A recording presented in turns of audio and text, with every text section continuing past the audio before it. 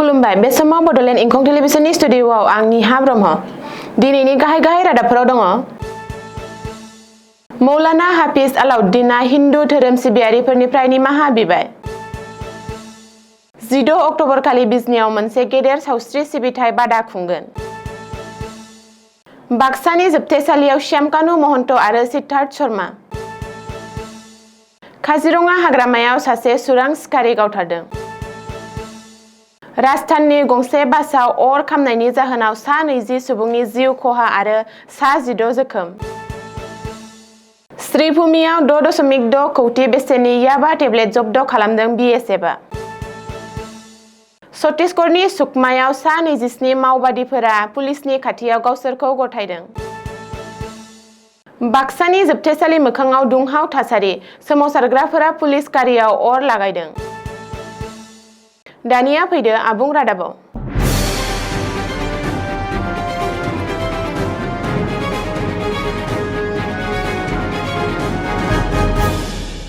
हिन्दु धोरोम सिबियारि एबा हिन्दु सुबुंफोरनि खाथियाव निमाहा बिबाय हजाइनि मौलाना हाफिज आलाउद्दीना। फैबाय थानाय दिवाली फोरबोखौ फालिनाङा होननानै रायजोफोरखौ खावलायदोंमोन मौलाना हाफिज आलाउद्दीना। मख'नो गोनांदि मौलाना हाफिज आलाउद्दीना आसामनि हार्टथ्रब जुबिन गार्गनि सोमोनांथावै जिउ गोमानाय जाथायनि थार बिजिरनाय नागिरनानै आरो थारैनो जुबिननि अनसायगिरिब्ला जुबिननि अबथिरा रुंसारि जानायाव दुखु मोनमारदोंब्ला जुबिना न्याय मोनागौमानि दिवाली फोरबोखौ फालिनो नाङा होननानै आसामनि रायजो राजाफोरखौ खावलायदोंमोन। बेनि उनावनो सासे मुसलमान सुबुङा दिवाली फालिनाङा होनना खावलायनायखौ लानानै गोख्रों दान्थे बिदान्थे सोमजियो आरो मुसलमान सुबुङा हिन्दुफोरखौ दिवाली फालिनाङा होनना खावलायनायनि सोलाय ईद फालिनायखौ बन्द खालामनो थाखाय माखासे थाखोआव नारसिनो। जाउनाव मौलाना हाफिज आलाउद्दीना आसामनि हिन्दु सुबुंफोरनि खाथियाव निमाहा बिनांगौ जायो। बेजों लोगोसे जुबिननि सासे अनसायगिरि आरो असमिया जानानै दिवाली फालिनाङा होनना खावलायदोंमोन, नाथाय बबेबा धोरोमखौ टार्गेट खालामाखैमोन आरो सोरखौबा गोसोआव दुखु होनो बे बाथ्राखौ बुङाखैमोन होननानै मौलानाया बुङो।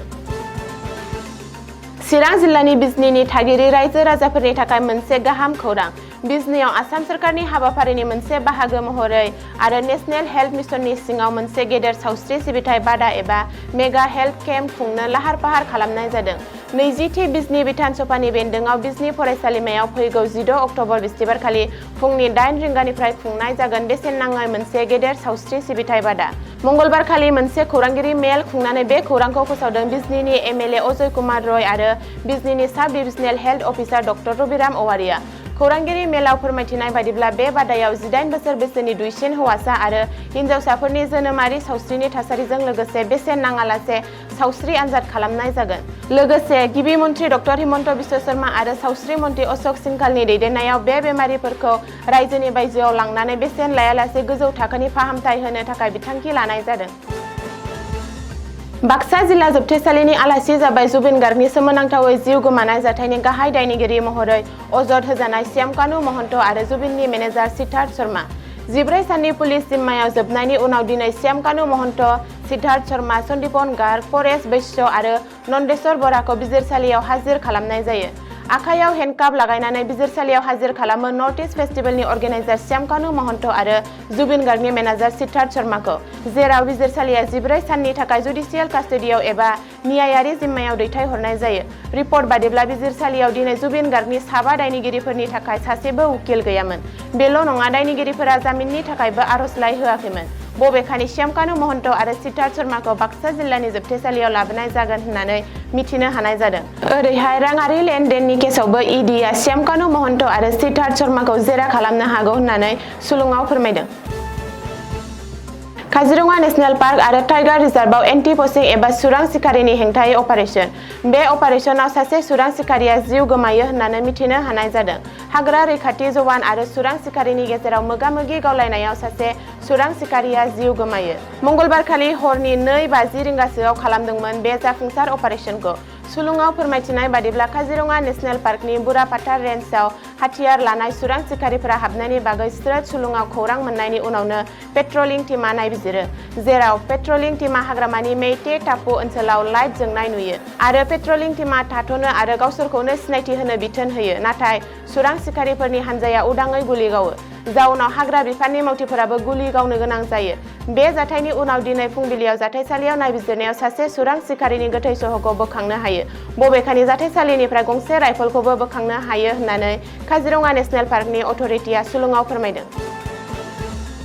सोनाब भारतनि राजस्थानाव मंगलबारखालि सानजौफु समाव जैसलमेरनिफ्राय जधपुरसिम थांनाय गंसे प्राइभेट बासआव हरखाब अर खामनायनि जाहोनाव सा 20 सुबुंनि जिउ खहा जायो आरो सा 16 सुबुंफोरा गोब्राबै जोखोम जायो। खौरां मोननाय बादिब्ला सा 57 दावबायारिफोरखौ लानानै थांनाय बे बासआ बेलासिनि 3 रिंगासोआव जैसलमेरनिफ्राय ओंखारलांदोंमोन।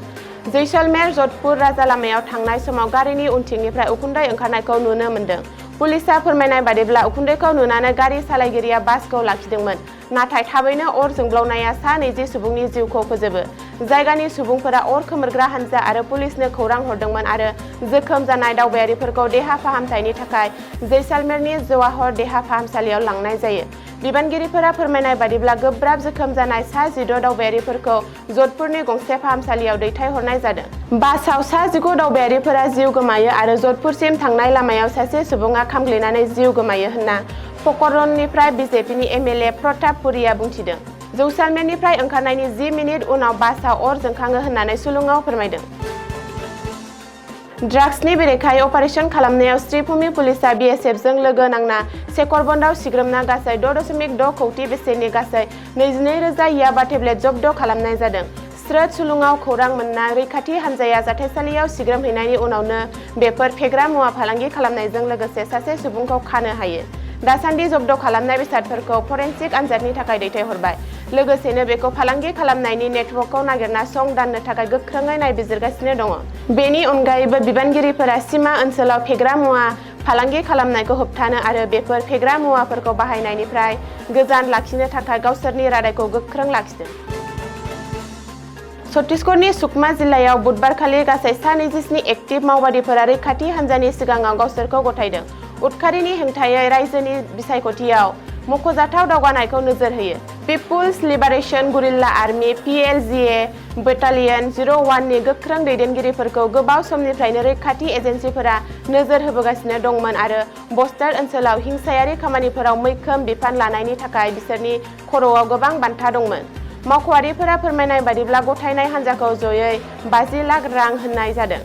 बेफोरनि गेजेराव सासे मावबादि 10 लाख रां, साथामा 8 लाख रां, सासेया 9 लाख, सानैजों 2 लाख रां आरो सा 9 मावबादिफोरा 1 लाख रां मोननो हादोंमोन।